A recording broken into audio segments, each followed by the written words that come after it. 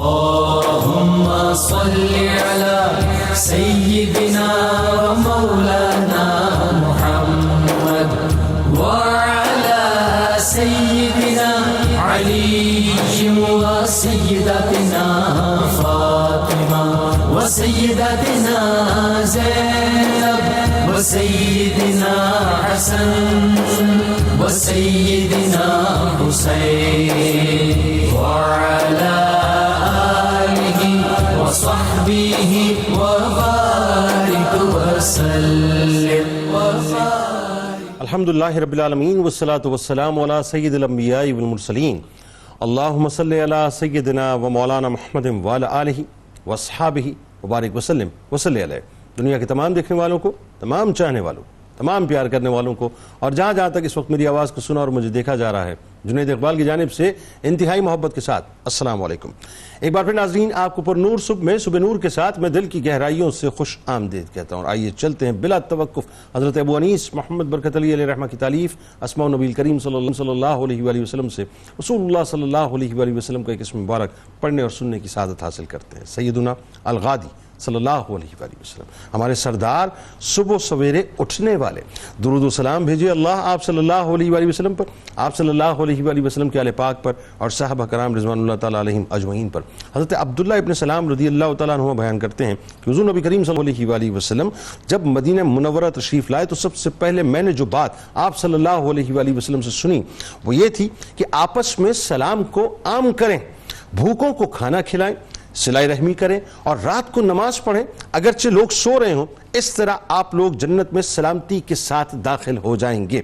ناظرین کرام، تذکرہ پاک ہے جناب ایک ایسی ہستی کا جو شیخ الاسلام ہے، 16ویں صدی کے آفتاب ولایت ہے، مہتاب قادریت ہے، قطب الاقطاب ہے، غوث الآفاق ہے، مقتدائے اولیاء ربانی، جنید ثانی، پیر دستگیر ثانی، سہون شریف کے قاضی خاندان کے چشم و چراغ، لاہور کے امیر حضرت شیخ محمد میاں میر فاروقی قادری علیہ رحمہ کا وہ عظیم المرتبت ہستی ہیں ناظرین جو فاروقی النسل ہونے کے ساتھ ساتھ حضرت امام جعفر صادق علیہ السلام کے توسط سے رنگ حیدری اور صدیق اکبر رضی اللہ تعالی عنہ پر پہنچ پر رنگ صدیقی کو بھی اپنے دامن کے اندر سموئے ہوئے ہیں. یوں کہیے کہ ایک ہی وقت میں آپ رحمت اللہ علیہ صدیقی، فاروقی اور حیدری رنگوں کا حسین امتزاج ہیں. اپنی ماں کے زیر سایہ تربیت پانے والے اور ظاہری اور باطنی علوم کا خزینہ سمیٹنے والے اور حضرت شیخ عبدالقادر جیلانی رضی اللہ تعالیٰ عنہ کے عشق میں مکمل طور پر گم رہنے والے میاں میر سرکار رحمت اللہ علیہ توکل اور استغنا کی دستار باندھے ہوئے، شریعت کا عصا تھامے ہوئے وہ بلند پایہ ہستی ہیں جنہوں نے تبلیغ اسلام کے لیے بہت اہم ترین کردار ادا کیا. آپ اسلام کی سربلندی اور اشاعت کے لیے تا حیات مشغول رہے. آپ نے اپنے عمل اور علم سے روحانیت کی وہ قندیل روشن کی ناظرین جس کی کرنوں سے دور دور تک اسلام کی روشنی پھیلی. آپ کی زندگی اللہ کے احکامات اور سید المرسلین خاتم النبیین صلی اللہ علیہ وآلہ وسلم کے اسوہ حسنہ کی عملی تصویر اور تفسیر نظر آتی ہے. آپ تمام عمر بندگان خدا کو علم دین حاصل کرنے اور اتباع شریعت کرنے کی تعلیم و تلقین فرماتے رہے. آپ نے اپنی زبان اور وقت کو دین کے لیے مکمل طور پہ وقف کر دیا اور صرف غرباء اور فقراء ہی کو نصیحت آپ نے نہیں فرمائی ناظرین بلکہ عمراء و سلاطین کو بھی عدل و انصاف اور اتباع شریعت کا حکم دیتے رہے اور اپنے خلفاء کو بھی ہمیشہ اس مسند جلیلہ کا اہل بننے کی تاکید کرتے رہے. آپ رحمت اللہ علیہ کی زندگی کا بیشتر حصہ ریاضتوں میں گزرا. آپ رحمت اللہ علیہ کی پرہیزگاری اور تقوی کا یہ عالم تھا ناظرین کہ اپنے دور کے مغل بادشاہ بھی آپ کے دربار میں سلامی بھرنے کے لیے آیا کرتے تھے. جہانگیر ان کی عقیدت مندی میں رہا. یہ وہ میاں میر سرکار ہیں رحمت اللہ علیہ جنہوں نے جہانگیر سے تحفے لینے سے انکار کیا تھا. شاہجہاں تو اکثر ان کی سلامی پر آیا کرتا تھا لیکن شاہجہاں میاں میر سرکار رحمت اللہ علیہ کی اجازت کے بغیر ان کی خانقاہ میں داخل نہیں ہو پاتا ناظرین. یہ فقیر کی شان ہوا کرتی ہے. شاہجہاں کا یہ بھی کہنا تھا کہ میں نے توکل اور فقر میں حضرت میاں میر سرکار رحمت اللہ علیہ جیسا دوسرا کوئی درویش صفت شخص نہیں دیکھا. شاہجہاں کے بڑے بیٹے دارالشکوہ کو حضرت میاں میر سرکار سرکار رحمت اللہ علیہ سے محبت نہیں بلکہ عشق تھا ناظرین۔ وہ اکثر عام طالب کی طرح ان کی محافل میں بیٹھا کرتا، ان سے باتیں سنا کرتا۔ دارا شکوہ تو میاں میر سرکار رحمت اللہ علیہ کے روحانی اثر سے بھی فیضیاب ہوا۔ بین المذاہب ہم آہنگی کے حوالے سے جو بات میں کر رہا تھا ناظرین، آپ رحمت اللہ علیہ کی شخصیت کا وصف ہے جس کے سبب آپ رحمت اللہ علیہ اسلام اور سکھ مت میں ہم آہنگی کی علامت بن گئے، جس کی آج بھی ناظرین بہت ضرورت ہے۔ آج بھی سکھ مت کے پیروکار کلندر کے نگر کے اس بزرگ سے اپنے گروؤں جتنی عقیدت اور محبت رکھتے ہیں۔ ارجن وغیرہ کا، ارجن سنگھ وغیرہ کا تذکرہ اس میں آتا ہے ناظرین۔ آپ رحمت اللہ علیہ مریدوں کو عیب پوشی، رحم دلی، شفقت، مہربانی، سچائی، حق گوئی، نیک باتوں کا یعنی حکم دیتے تھے، بدی سے بچاتے تھے، غریبوں کو کھانا کھلانے، ضروریات دین کا علم حاصل کرنے اور سخاوت اور جواں مردی اختیار کرنے کا حکم فرماتے تھے۔ علامہ اقبال رحمت اللہ علیہ نہایت ادب و احترام سے آپ رحمت اللہ علیہ کے حضور یوں نذرانہ عقیدت پیش کرتے ہیں کہ حضرت شیخ میاں میر رحمت اللہ علیہ وہ بزرگ تھے جن کی روح کے نور سے معرفت حق کا ہر چھپا ہوا بھید مکمل طور پر روشن ہو جاتا ہے۔ آپ کا مزار ہمارے شہر لاہور کی خاک کے لیے ایمان کا سرمایہ ہے اور ہمارے لیے نور ہدایت کی مشل ہے۔ حضرت میاں میر سرکار رحمت اللہ علیہ فنا فی اللہ کی منزل میں تھے ناظرین، گوشہ نشین تھے، شہرت سے بیزار تھے۔ آپ کا لباس فقراء اور درویشوں جیسا نہ، مطلب آپ یہ سمجھ لیجیے جو نارملی نظر آتا ہے ویسا نہ تھا۔ سفید دستار اور کھردرا کرتا آپ پہنا کرتے تھے، آپ گدڑی نہیں پہنتے تھے۔ فرمایا کرتے تھے کہ لباس ایسا ہونا چاہیے کہ کوئی پہچان نہ سکے کہ اس کا مسلک درویشی ہے کہ نہیں ہے۔ آپ سراپا حسن و اخلاق تھے۔ حسن اخلاق کا یہ عالم تھا ناظرین کہ اگر کوئی شخص تھوڑی دیر کے لیے بھی آپ کی خدمت میں حاضر ہوتا تو اس سے اس قدر عنایات اور شفقت سے بات کرتے کہ اسے یہ خیال ہوتا کہ جو عنایات اور شفقت آپ اس پر فرما رہے ہیں وہ کسی اور پہ نہیں۔ بس آخری جملہ عرض کر رہا ہوں ناظرین کہ دارا شکوہ کا بیان ہے کہ آپ اس قدر مجسمہ اخلاق تھے کہ اگر اخلاق کسی مرد کی صورت میں منتقل ہوتے تو حضرت میاں میر سرکار رحمت اللہ علیہ کی صورت میں ہی ہوتے۔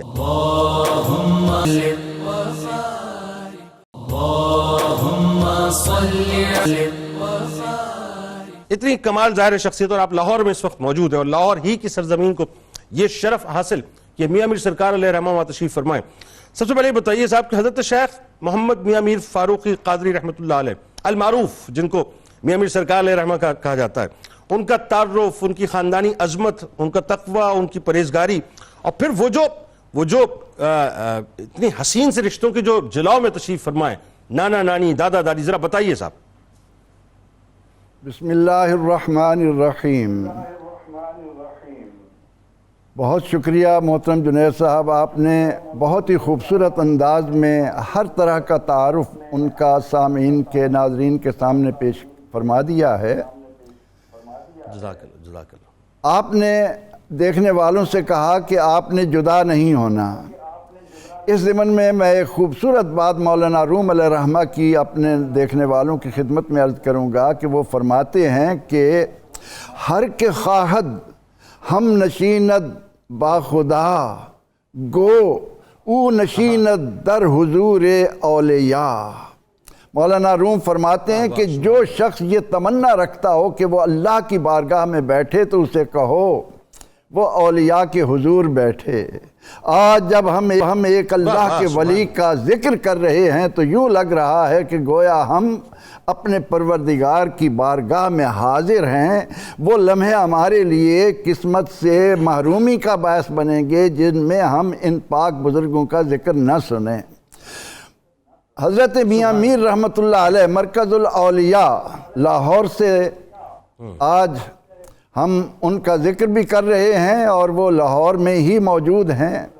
یہ مرکز الاولیاء یعنی یہاں ہزاروں کی تعداد میں اللہ تعالیٰ کے ولی اپنی انوار و تجلیات اور روحانی برکتوں سے ہمارے لیے اللہ کی رحمتیں لوٹنے کا جو سبب بن رہے ہیں، ان میں سے ایک سیدنا حضرت میاں میر رحمت اللہ تعالیٰ علیہ مقتدائے شریعت، واصل باللہ اور اللہ کی پہچان دینے میں وہ مرتبہ و مقام رکھنے والے کہ جب ان سے ایک آدمی آ کر عرض کرتا ہے کہ حضور جب آپ پر کوئی خوشی کا وقت آئے تو اس میں آپ میرے لیے بھی دعا کر دینا۔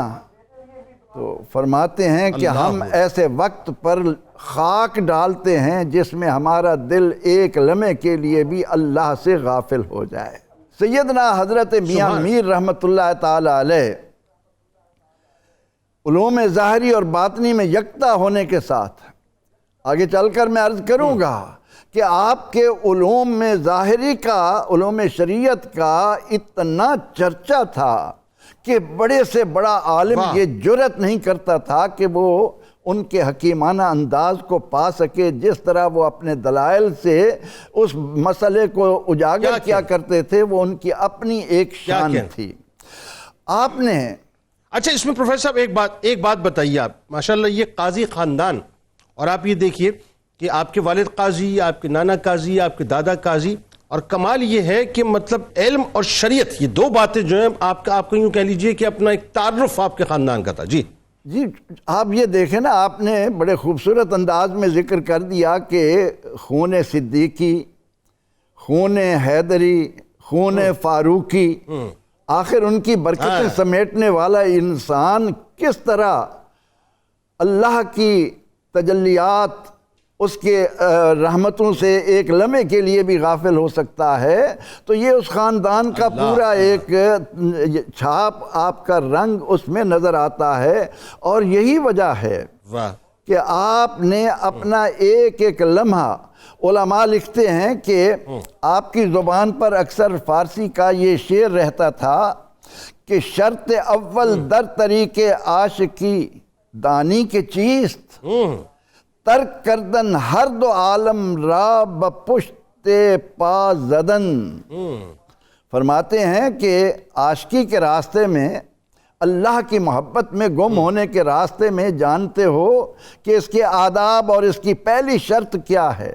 اس کی پہلی شرط یہ ہے کہ دنیا دوں کو ٹھوکر مار دو، زمانے میں ان فانی لذتوں کی طرف جانے کی بجائے اپنا تعلق اللہ سے جوڑو، اور پھر آپ نے اپنے عمل سے اہل لاہور کا نہیں، پورے پنجاب کے بلکہ پورے بر صغیر کے مسلمانوں اور غیر مسلموں کے دلوں کو اس انداز میں موہ لیا کہ آج بھی صدیاں بیتنے کے باوجود ان کا مزار مرجع خلائق ہے۔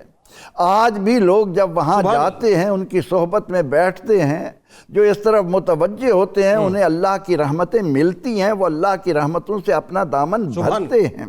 تو آپ کی عبادت کا عالم یہ تھا کہ رات بھر اللہ کی یاد میں رہتے، اور دن کے وقت اپنے ساتھیوں کو لے کر کسی کھلی جگہ چلے جاتے، کسی ویرانے میں، کسی باغ میں، ایسی جگہ پر پہنچتے کہ ہر ایک ان کے زیر تربیت آدمی جو تھا وہ ایک ایک درخت کے نیچے بیٹھ کر اپنے اللہ سے، بعض لوگوں نے لکھا ہے کہ انہوں نے ریاضت اور مجاہدے کا جو طریقہ اختیار کیا ایک مسلمان کو اللہ سے تعلق جوڑنے کے لیے، وہ ذرا محنت طلب تھا، اور جب نماز کا وقت آتا فوراً اکٹھے ہو جاتے، نماز با جماعت ادا کرنے کے بعد پھر شام تک وہاں رہتے، رات کو آ کر آپ اپنے کمرے میں چلے جاتے، پوری رات اللہ کی یاد میں بسر کرتے، اور اس انداز سے گفتگو کرتے ہیں پروفیسر صاحب۔ اور یہ اصل میں عبادت کا جو ان کا پہلو ہے، میں چاہتا ہوں کہ تقوی اور ان کی عبادات جو ہیں اس پہ تو خاص طور پہ ہم تھم کے اور رک کے بات کریں، لیکن اس سے قبل جو ہے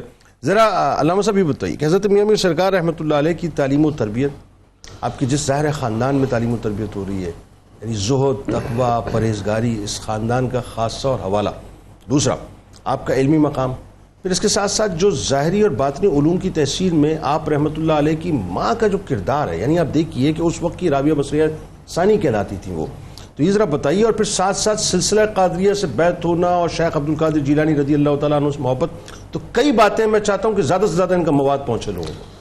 بسم اللہ الرحمن الرحیم۔ بہت شکریہ، اللہ تبارک و تعالی ہمیں یہ توفیق عطا فرمائے کہ جو کچھ ہم عرض کریں اللہ اس پر ہمیں عمل کی توفیق بھی عطا فرمائے۔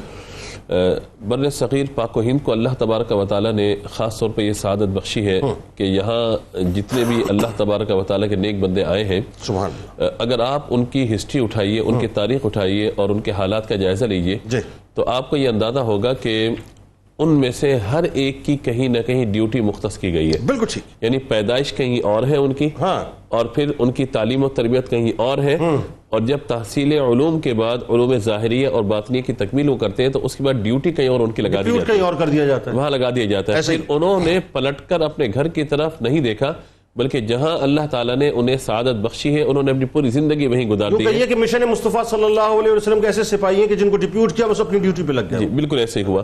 اب آپ دیکھیے کہ حضرت میاں امیر قادری رحمۃ اللہ تعالی علیہ, ان کا جو نام ہمیں ملتا ہے شیخ محمد نام رکھا گیا, پھر اس کے بعد عرفیت کے اعتبار سے میاں امیر کہا گیا, اور میاں امیر قادری بھی اور دیگر جو القابات کے ساتھ ان کا ذکر کیا جاتا ہے.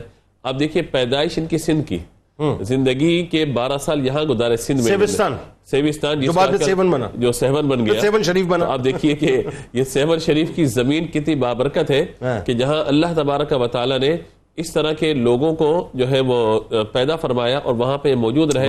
اور پھر آپ یہ دیکھیے کہ والد محترم اور خاندان, والد ہو, دادا ہو, نانا ہو, والدہ ہو, ظاہر ہے کہ یہ پورا ایک علمی خاندان ہے, علمی گھرانہ ہے. ظاہر ہے کہ علمی گھرانے میں جب ایک بچہ تولد ہوا ہے تو ظاہر ہے کہ اس کے لیے پھر اسی طرح کا اہتمام, اور پھر خون فاروقی ہو, خون حسینی موجود ہو, نبی پاک علیہ الصلوۃ والسلام کے اصحاب کی طرف سے بھی نسبت آتی ہو, حضور کی آل کی طرف سے بھی نسبت پہنچتی ہو, والد کی طرف سے, والدہ کی طرف سے, ہے کہ پھر کتنا بڑا مقام و مرتبہ ہوگا اور اس کے کیسے وارث اور کیسے جانشین ہوں گے.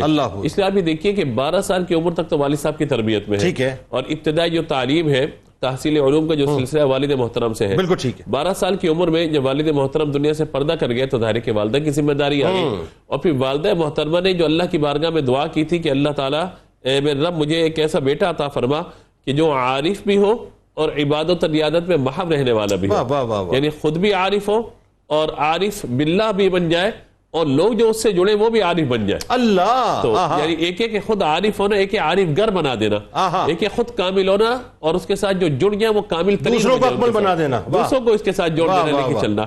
تو اور پھر آپ یہ دیکھیے کہ یہ وہ دور ہے جب ہم دیکھتے ہیں کہ 957 ہجری یہ فتنوں کا دور ہمیں نظر آتا ہے. یعنی خاص طور پر امور سلطنت کے اعتبار سے جو جگہ جگہ فتنے اٹھ رہے ہیں, حضرت مجد الفتن رحمۃ اللہ تعالی علیہ جہاں اس کی سر کو بھی کہیں نہ کہیں فرما رہے ہیں, وہی اللہ تبارک و تعالی نے اس کام کی تکمیل جو ہے وہ آپ کے ذریعے فرمائی ہے کہ ان فتنوں کی بالکل آپ نے اس کا سدباب کر دیا, اور جو لوگ فتنہ اٹھانے والے تھے انہی کے گھر کے اندر سے آپ نے ان افراد کو منتخب کیا جنہوں نے ان فتنوں کا سدباب کیا, اور آپ کی عقیدت اور آپ کی تعلیمات سے وابستہ ہو کر انہوں نے پھر تمام چیزوں کو اسلام کے ماتحت رہ کر کے آگے. ایک بات جو بڑی اہم ہے اس میں آپ بتائیے, وہ یہ کہ آپ کی والدہ محترمہ جن کو ظاہر ہے اس وقت کی رابعہ بصریہ ثانی کہا جاتا ہے, اور کہا یہ جاتا ہے اور بتایا جاتا ہے, اور تاریخ میں ظاہر بات آتی ہے کہ ظاہری علوم بھی اور باطنی علوم بھی اس کی تکمیل والدہ ہی نے کروائی.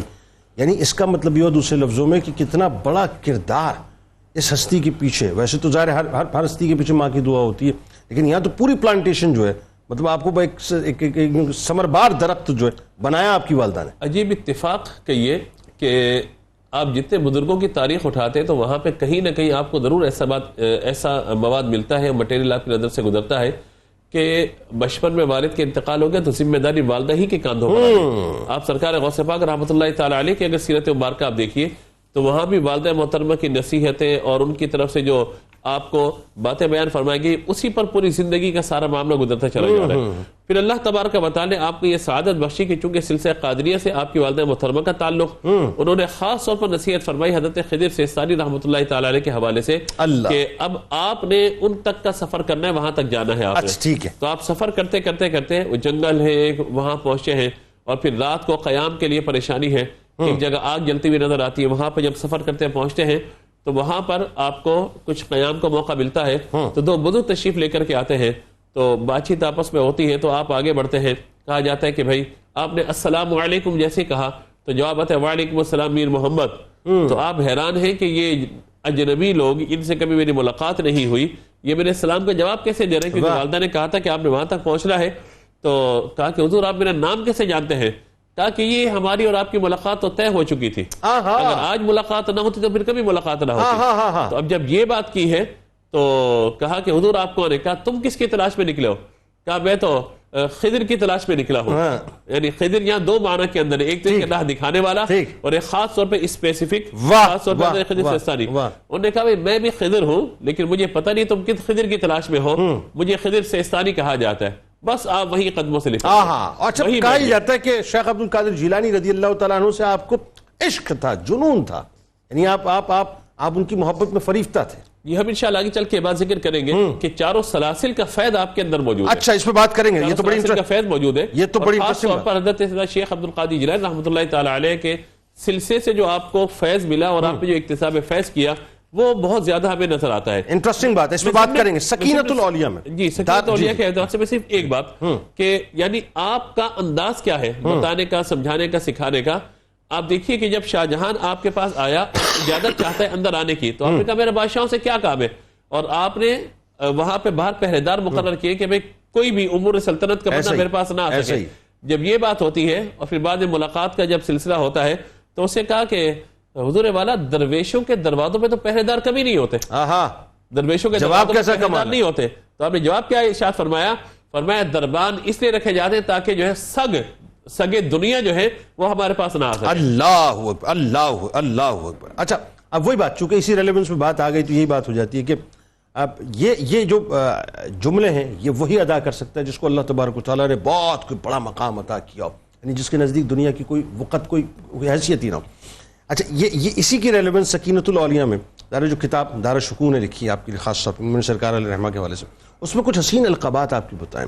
وہ القابات آپ کی شخصیت کا تعین کرتے ہیں کہ آپ کی شخصیت کتنی بڑی شخصیت ہے. آپ فرماتے ہیں کہ اس میں آپ کتب الاقطاب بتاتے ہیں, آپ غوث الآفاق بتاتے ہیں, مقتدائے اولیاء ربانی بتاتے ہیں, جنید ثانی بتاتے ہیں, پیر دستگیر ثانی بتاتے ہیں.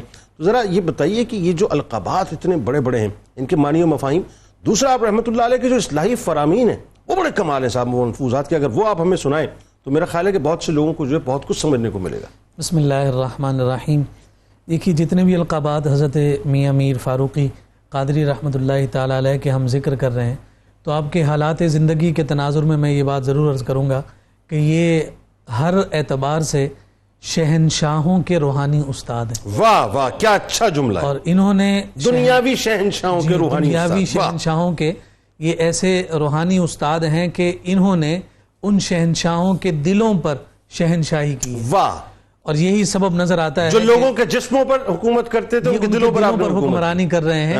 اور ان کے دربار کے باہر جو ہے وہ سلاطین اور وہ بادشاہ جو ہے ہاتھ باندھے کھڑے ہیں کہ اجازت ملے تو ہم اندر داخل ہوں. اس کی تفصیل آپ نے اپنے سرنامہ کلام میں ذکر کی ہے.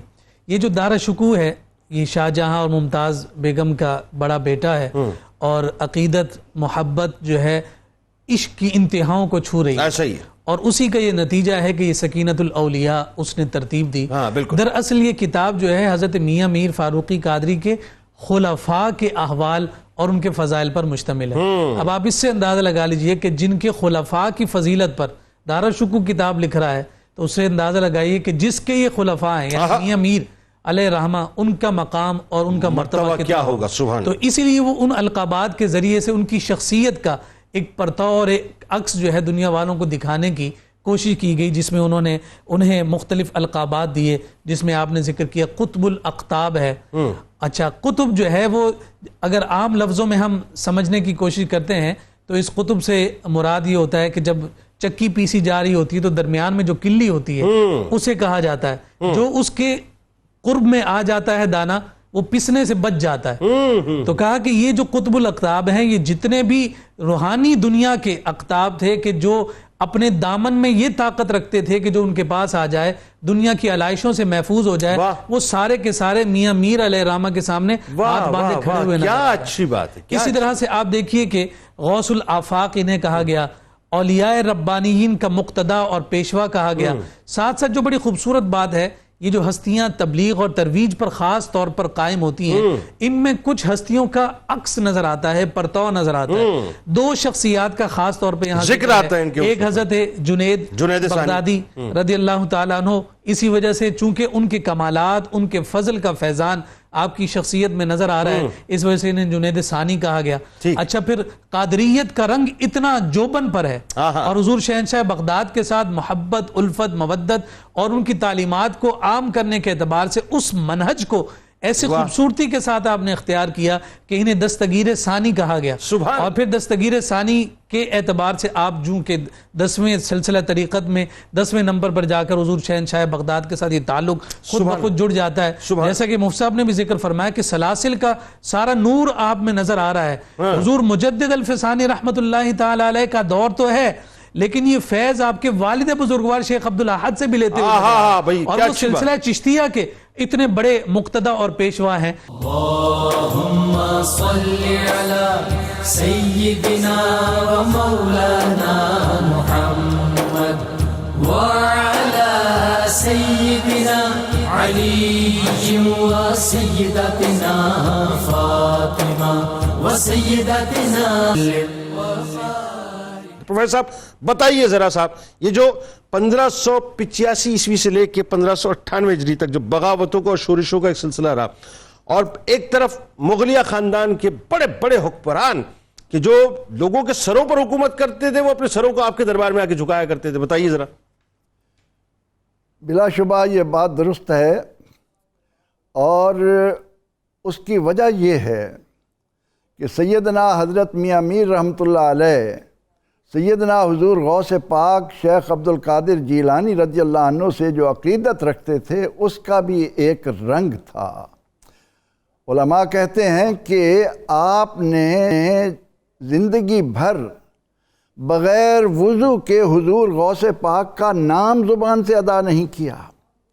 آپ چونکہ 1575 سے لاہور میں تھے، تو اکبر کو بعض اندرونی فتنوں اور سازشوں کو فروغ کرنے کی خاطر 1585 میں لاہور آنا پڑا.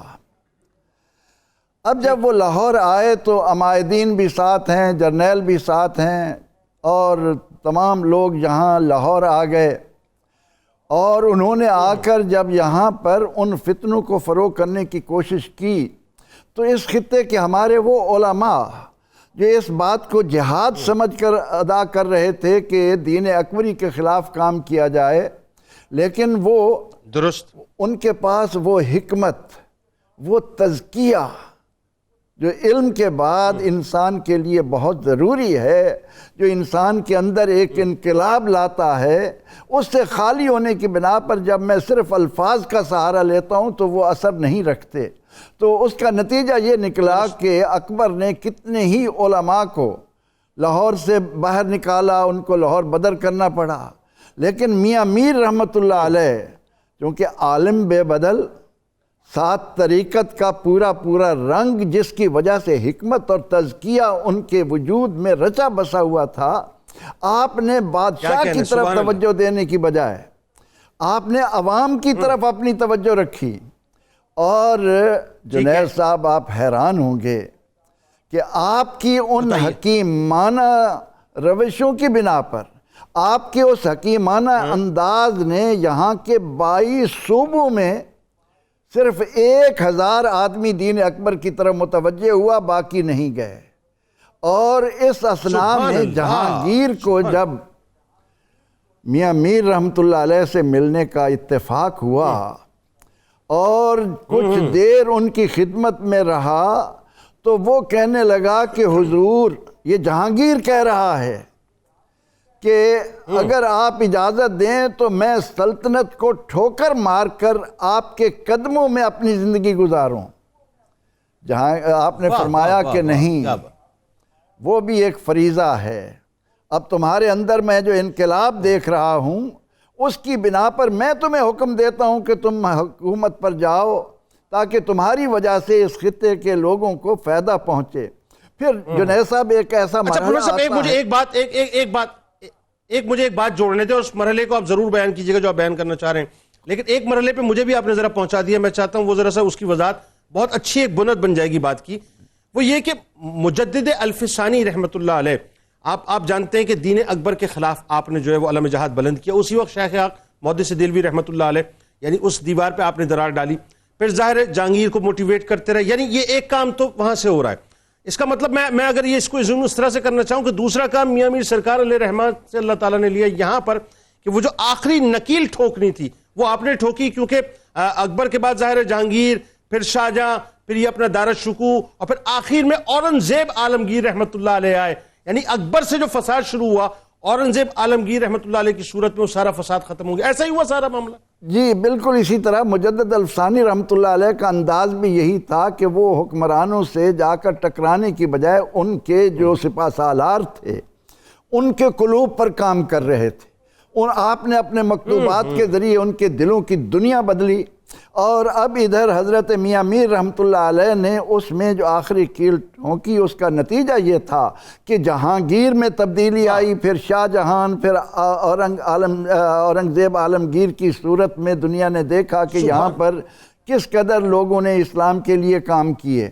تو میاں میر رحمۃ اللہ علیہ کا جو انداز تھا سمجھانے کا, جب جہانگیر کو کہا گیا کہ یہاں کچھ مجتہد آ کر کام کریں تو انہوں نے کہا کہ ہاں آئیں, لیکن ایک میری شرط ہوگی کہ وہ آ کر میاں میر سے ضرور ملیں.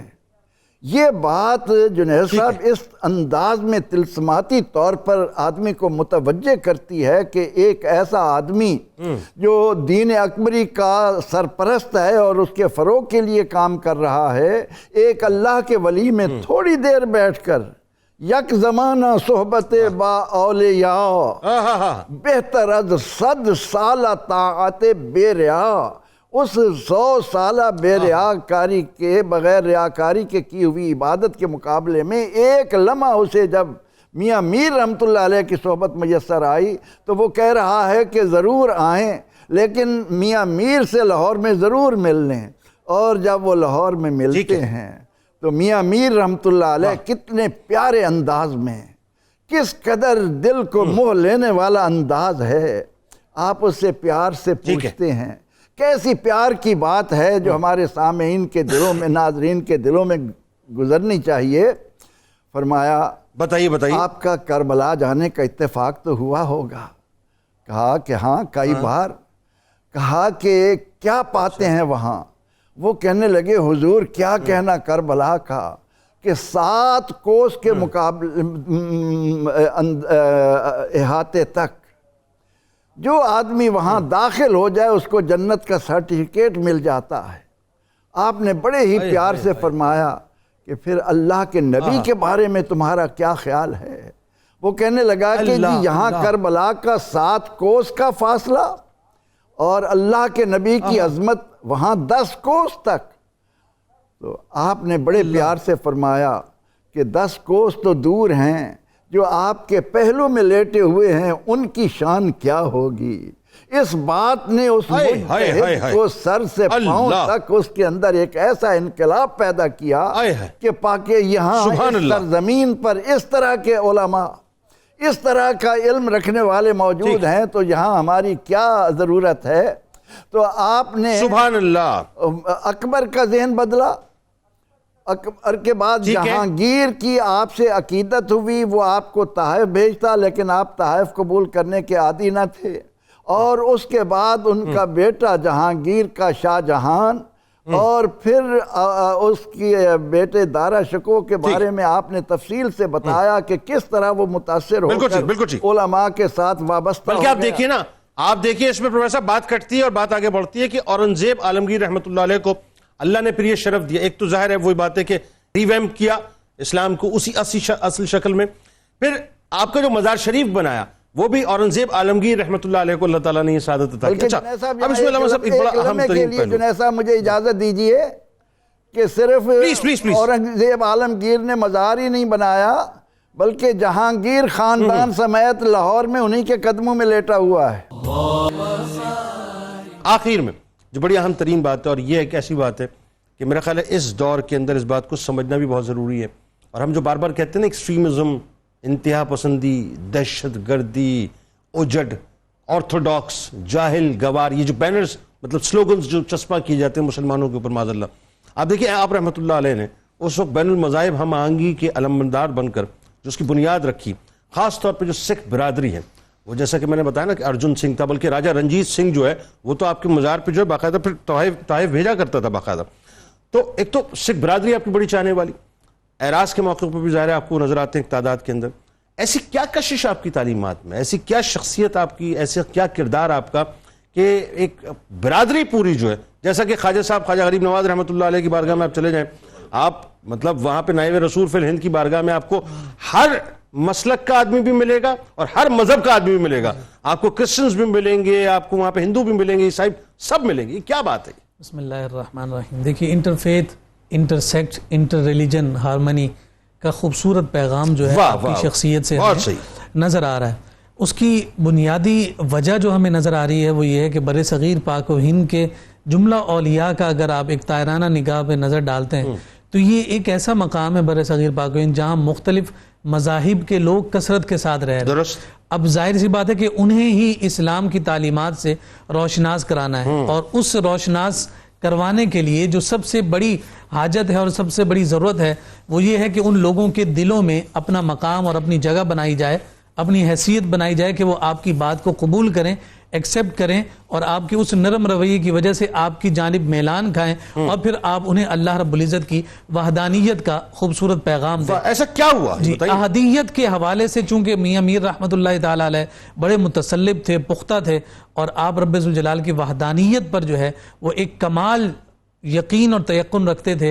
لیکن اس کے باوجود آپ یہ دیکھیے کہ جتنے بھی ہمیں دیگر مذاہب نظر آئے ان مذاہب کے احترام کا جو سلسلہ ہے آپ کی درگاہ سے نظر آ رہا ہے. اچھا, اس میں ایک کمال بات یہ وحدانیت کی جو آپ بات فرما رہے ہیں نا, یہ ایکچولی شیخ عبد القادر جیلانی رضی اللہ تعالیٰ عنہ کا فیضان ہے. ہم نے حضرت شیخ عبد القادر جیلانی رضی اللہ تعالیٰ عنہ کا, میں آپ کو سچ بتاؤں, میرا دل بڑا کڑتا ہے, ہم نے سرا سے حقیقت ادا نہیں کیا. توحید پرستی کا مجھے جملہ بڑا کیٹیگوریکل کہنے دے, جو تصور شیخ عبد القادر جیلانی رضی اللہ تعالیٰ عنہ دیا, اگر ہم وہ صحیح طرح سے انہینس کر دیں نا, بہت سے مسائل ویسے حل ہو جائیں. اسی کا پڑھتا ہوں بات کی آپ نے. دیکھیے حضرت میاں میر فاروقی قادری رحمۃ اللہ تعالی علیہ کی شخصیت کی جانب ہمیں جو یہ سکھوں کا رجحان نظر آیا ہے, تو اس میں جو خاص بات ہمیں نظر آتی ہے وہ یہ ہے کہ ان کے جو 5ویں جو گرو ہیں, جو گرو ارجن دیو جن کا نام ذکر کیا گیا, اور انہوں نے ان کی مقدس کتاب کو باقاعدہ ترتیب دیا, ورنہ اس سے پہلے تو سینہ بسینہ وہ سلسلہ چل رہا تھا. تو وہ خود گرو ارجن دیو جو ہے وہ ایک خاص ان کے ہاں جو ہے حیثیت رکھتا ہے. اس کی خاص قرب اور خاص دوستی اور تعلق جو ہے میاں میر رحمۃ اللہ تعالی علیہ کے ساتھ ہے. اور پھر آپ یہ بھی دیکھیے کہ یہ سکھوں کا جو سب سے بڑا آپ کو عبادت گاہ نظر آتی ہے جسے آپ گولڈن ٹیمپل کہتے ہیں, اس کے ساتھ ایک خاص تعلق ذکر کیا جاتا ہے میاں میر فاروقی رحمۃ اللہ تعالی علیہ کا. یہی وہ سبب ہے کہ اس تعلق کی بنیاد پر 5ویں جو ان کے گرو ہیں ان کے ساتھ قربت کی بنیاد پر, گولڈن ٹیمپل کے ساتھ جو نسبت ذکر کی جاتی ہے اس کی بنیاد پر آج بھی جو ہے وہ اپنے دلوں میں ان کے لیے عقیدت اور احترام رکھتے ہیں. اور آج جب آپ عرس کے موقع پر آپ جائیں نا تو آپ کو صحن میں جو ہے دیوں کی کثرت نظر آتی ہے. پوچھا جائے کس نے جلائے, کہا جناب یہ جو ہے سکھوں نے آ کر جلائے. بہت شکریہ آپ تینوں, آپ کا تشریف لائے. ناظرین کرام, وقت بالکل مختصر ہوا لیکن کیا کمال شخصیت, کرتارپور رازداری سے لے کر اگر میاں میر سرکار کے دربار تک آپ دیکھ لیں تو آپ کو جو سکھوں کی عقیدت نظر آئے گی. بہت ضروری ہے کہ انٹرفیتھ ہارمنی کو آج انہینس کیا جائے. بہرحال کتاب الشفا, فقر و فاقہ سے نجات. جو شخص فقر و فاقہ میں گرفتار ہو وہ کثرت سے یا وہابوں کا ورد کرتا رہے, انشاءاللہ بہت جلد غربت اور تنگ دستی کا خاتمہ ہو جائے گا. حضرت میاں میر قادری فاروقی رحمۃ اللہ علیہ کا قول مبارک ہے کہ انسان نفس, روح اور دل کا مجموعہ ہے اور ان میں سے ہر ایک کی اصلاح ضروری ہے. نفس کی اصلاح شریعت سے, دل کی اصلاح طریقت سے, اور روح کی اصلاح حقیقت سے ہوتی ہے.